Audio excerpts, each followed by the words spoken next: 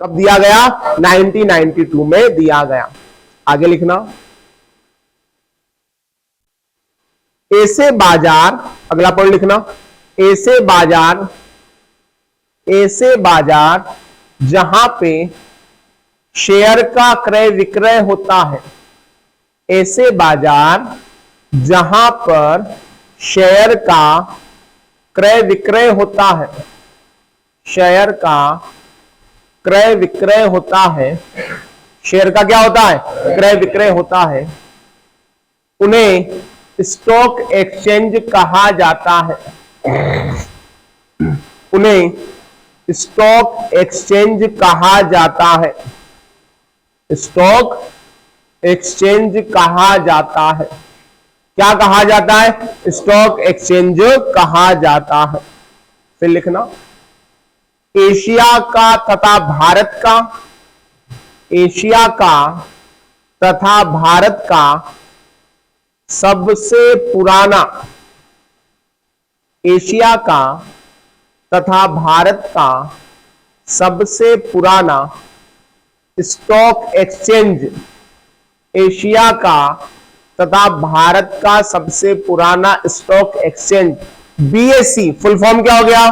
Bombay stock exchange, BSE है सबसे पुराना स्टॉक एक्सचेंज, बीएसई है। इसकी स्थापना 1875 में की गई थी, इसकी स्थापना 1875 में की गई थी। कब की गई थी? 1875 में की गई थी। फिर लिखना, वर्तमान में भारत का सबसे बड़ा, वर्तमान में भारत का सबसे बड़ा स्टॉक एक्सचेंज, वर्तमान में भारत का सबसे बड़ा स्टॉक एक्सचेंज, एनएसई, एनएसई मतलब नेशनल स्टॉक एक्सचेंज, वर्तमान में भारत का सबसे बड़ा स्टॉक एक्सचेंज एनएसई है। इसकी स्थापना 1992, इसकी स्थापना 1992 में की गई थी, 1992 में की gई थी। एक और पॉइंट लिखना, विश्व का सबसे बड़ा, विश्व का सबसे बड़ा stock exchange New York stock exchange है, विश्व का सबसे बड़ा stock exchange New York stock exchange है।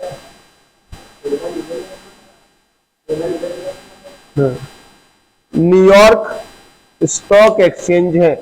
अब मुझे एक बात ये बताओ कि शेयर बाजार पे नियंत्रण क्यों जरूरी है? शेयर बाजार पे नियंत्रण क्यों जरूरी है? बताओ जरा, सोचो। अच्छा, बैंकों पर नियंत्रण क्यों जरूरी है? बैंकों पर नियंत्रण को, अरे बैंकों के पास किसकी जमाएं हैं? भारत की जनता की। तो भैया वो उसका सही इस्तेमाल करें, इसलिए उन पे नियंत्रण होना चाहिए या नहीं होना चाहिए? होना चाहिए। एक और चीज सोचो, बेल और सांड एक कॉमन उदाहरण, दोनों एक ही है, हाँ या ना? लगभग। लेकिन सांड का उपयोग खेती के लिए नहीं किया जा सकता। किया जा सकता है क्या? नहीं। क्यों? उस पर नियंत्रण नहीं है। लेकिन नियंत्रण किस पे? बेल पर। बेल किसका कहना मानेंगे? किसान का। उसने कहा रुक जाओ तो रुक जाएंगे वो, उसका जो भी कोडवर्ड होगा। तुम सांड को कह के देखो, वो तुम्हें उठा देगा और तुम उठ जाओगे, हाँ या ना? तो कहने का मतलब ये, जब बैंक में भारत के लोगों की जमाएं हैं तो उन जमाओं का सही उपयोग हो, उसका बैंक दुरुपयोग ना करे, इसलिए किसको स्थापित किया? आरबीआई। और आरबीआई उसके लिए क्या बना रहा है? Rule and regulation. वैसे ही शेयर बाजार में जो हमारे यहाँ के लोग इन्वेस्ट कर रहे हैं, तो उनके पैसों की सुरक्षा हो। सुरक्षा हो मतलब रिस्क तो ले रहे अपनी मर्जी से, लेकिन वो किसी धोखेबाजी वाले शेयर के चक्कर में ना पड़ जाए, है ना। नहीं तो होते कुछ घन चक्कर भी होते हैं भारत में, पैसा लगा देते पर उनका ध्यान कहीं और होता है। क्यों मनीष?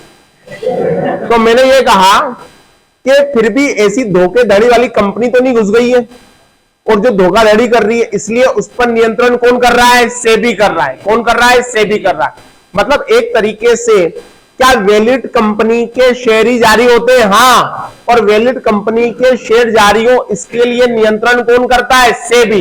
कौन करता है? सेबी। थोड़े दिन पहले आपने देखा होगा, 5 या 6 साल पहले सेबी ने सहारा पर कंट्रोल कर लिया था। किस पर कंट्रोल कर लिया? सहारा पर।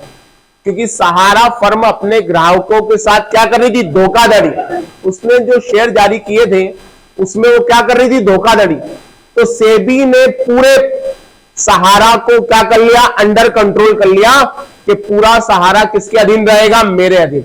अगर ये नहीं होता तो बताओ आपके साथ धोखाधड़ी होने की संभावना ज्यादा रहती या कम रहती? ज्यादा रहती। तो जहां पर भी किसी का नियंत्रण होगा वहां पर धोखाधड़ी की संभावना क्या हो जाएगी? कम हो जाएगी, क्योंकि उस पर कंट्रोल करने वाली बॉडी क्या है? मौजूद। चलिए वापस से बता दीजिए। जहां पर एक व्यक्ति व्यापार शुरू करता है और पूरे डिसीजन वही लेता है, क्या कहलाएगा? प्रोप्राइटर। जहां से 2 या 2 से अधिक व्यक्ति कंपनी या उद्योग में लगे होते हैं और उनकी संख्या 200 तक हो जाती है, प्राइवेट लिमिटेड। अगर वो संख्या 200 से ज्यादा हो गई, पब्लिक लिमिटेड। 200 से ज्यादा हो गई, पब्लिक लिमिटेड। क्या सारी कंपनियों के शेयर आज मौजूद हैं? नहीं। लेकिन अगर किसी कंपनी के मन में ख्याल आ जाए कि आज मैं भी क्या जारी करूं? शेयर, तो उसे किसके पास जाना पड़ेगा? सेबी के पास। अगर सेबी ने उसको अनुमति दे दी और वो पहली बार शेयर जारी करेगा तो क्या कहलाएगा? आईपीओ। 2022 में किसका आईपीओ आया? एलआईसी। 2022 में किसका आईपीओ आया? एलआईसी का। एलआईसी का full form life insurance corporation. LIC का full form life insurance corporation. LIC का स्थापना वर्ष 1 सितंबर 1956। 1 सितंबर 1956। 1 सितंबर 1956। एलआईसी का मुख्यालय मुंबई। एलआईसी का मुख्यालय मुंबई। एलआईसी का मुख्यालय मुंबई। अब मेरी बात सुनो, एलआईसी कैसी कंपनी है? जीवन बीमा। कैसी कंपनी है? जीवन। अब मेरी बात सुना, एलआईसी का आईपीओ किसके अंडर है? सेबी के।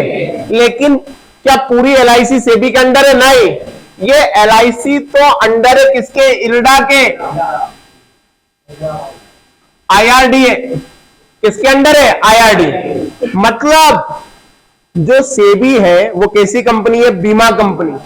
और हमारे यहां बीमा कंपनियों पर नियंत्रण करने के लिए कौन सी संस्था है? इल्डा, इंश्योरेंस रेगुलेटरी डेवलपमेंट अथॉरिटी। सारी बीमा कंपनियों पर नियंत्रण कौन करेगा? आईआरडी।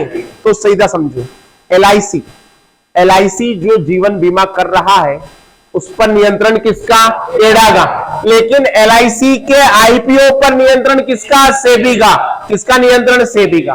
तो एक तरीके से आज एलआईसी पे किसका नियंत्रण हो गया? 2 का। पहला इल्डा का, पहला इल्डा का, दूसरा सेबी का। 3 चीजें हमने सीखी। जो भारत में बैंकों पर नियंत्रण करेगा वो कौन है? आरबीआई। भारत में बैंकों पर नियंत्रण आरबीआई। भारत में बैंकों पर नियंत्रण आरबीआई। भारत में शेयर बाजार पर नियंत्रण सेबी। भारत में शेयर बाजार पर नियंत्रण सेबी। भारत में शेयर बाजार पर नियंत्रण सेबी। भारत में बीमा कंपनियों पर नियंत्रण आईआरडीए।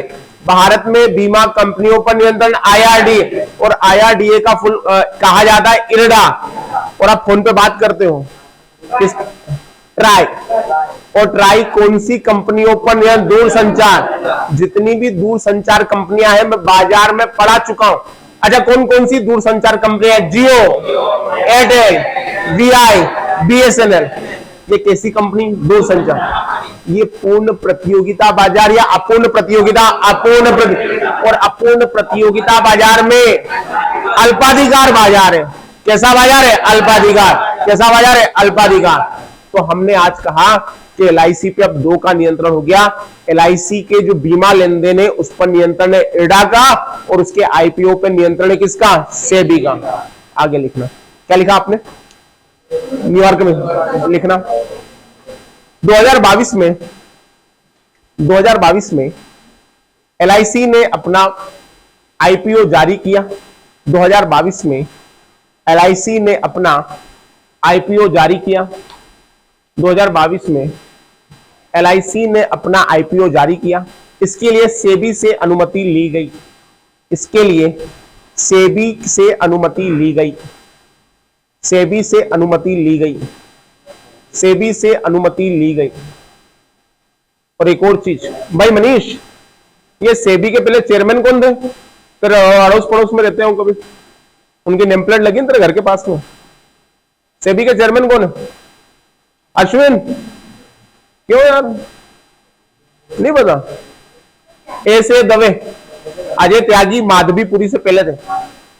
सेबी के पहले चेयरमैन कौन है? ऐसे दवे। सेबी के पहले चेयरमैन ऐसे दवे, वर्तमान माधवीपुरी। वर्तमान माधवीपुरी।